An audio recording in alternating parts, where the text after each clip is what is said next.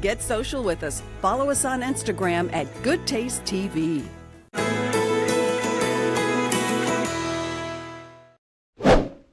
Hi, everybody. Welcome to Good Taste for the Soul. I'm Tanji Patton.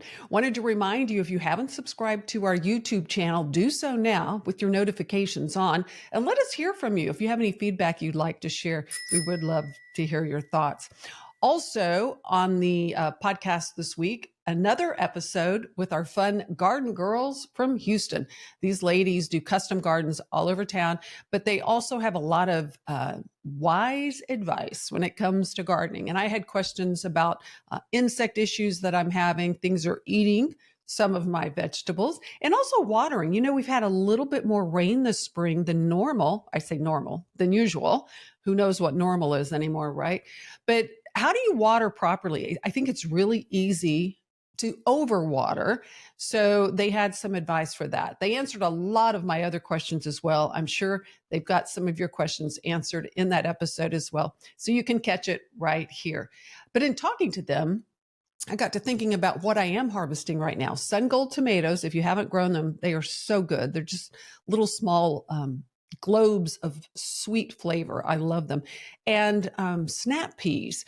So in thinking about what recipes I could put together to use both of those, I started perusing our website because we have hundreds of recipes, and I'm not exaggerating. You know, we're in dozens and dozens of chefs' kitchens all year long working on the TV show. So I found a recipe for a beautiful veggie board. And if you don't have tomatoes and you don't have snap peas, you can use all kinds of vegetables. It's just a fun time of year to put together some color and texture, and they make a pretty presentation. And what sets this beautiful board apart is this dip. It's a wonderful lemony-spring-pea-dip. I've got the recipe listed below here. Super simple to make, but it's really good. And you can use either fresh peas if you have some. If not, just buy a bag of frozen peas. Those work very well too. And it's a fun dish. So that one's really healthy. So other recipes that might be fun for your weekend, I came across a smoked queso brisket dip. Yes, with brisket. It's absolutely fabulous. We discovered this working with our friends at the Original Black's Barbecue in Lockhart. Fourth generation pitmaster, Barrett Black, turned us on to this. If you've ever had Black's brisket, you know it's fantastic. Well, this is a great way to use some of the leftover brisket. Take a look. And it's a Texas barbecue twist on queso. And to get as much smoke flavor as we can in it, we first start by smoking the initial ingredients. First, we start off by making a roux, which is just flour and butter. And we'll whisk that together to get out any clumps. Just on a medium-low. Okay. Don't need it too hot. I think we're ready for the milk. All of it? Yeah, just a little bit at a time. We'll take a break just a second. Let me whisk that. Now we're gonna add, this is Monterey Jack cheese. Let's see, Tanji, if you'll add the cheddar cheese, it's just a mild cheddar cheese. Mix that in and let that cheese melt and get nice and gooey. And that is gonna be a really great queso on it by itself right there, but we're not done. And so we'll go ahead. So this was smoked as well.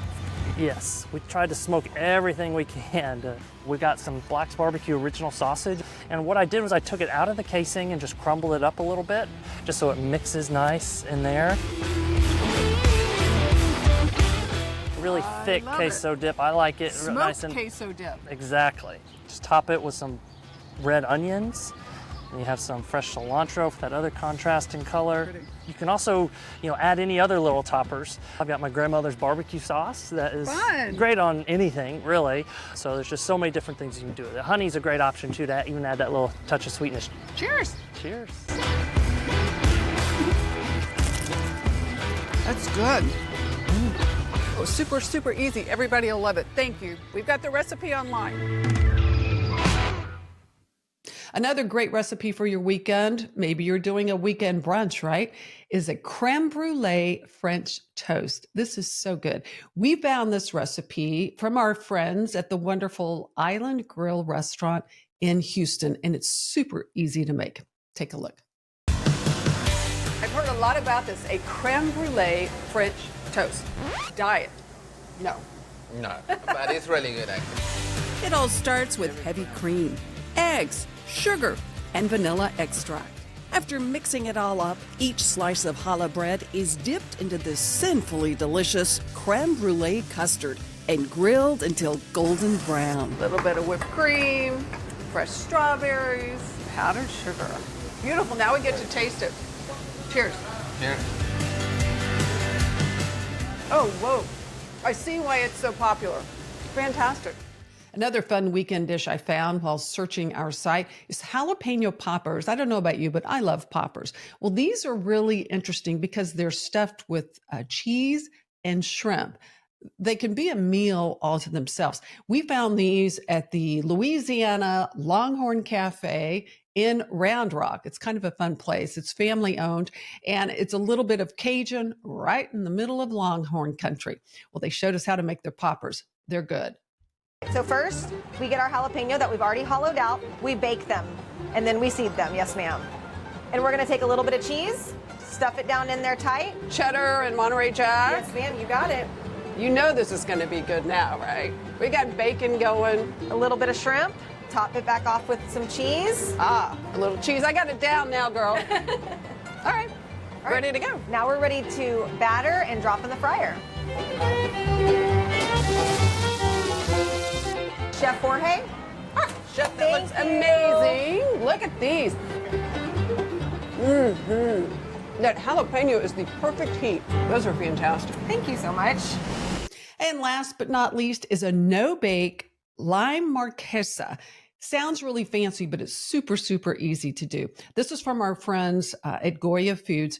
If you love key lime pie, this is the dessert for you. It's very similar to a key lime pie, but it's a little simpler. And it uses these fun little cookies that Goya makes, kind of crumbled up for texture.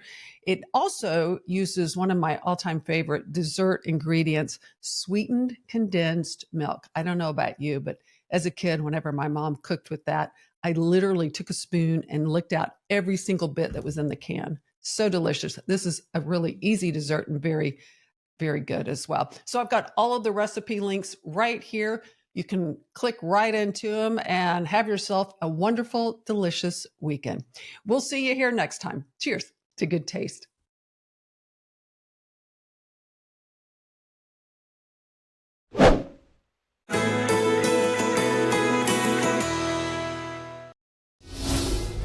Get social.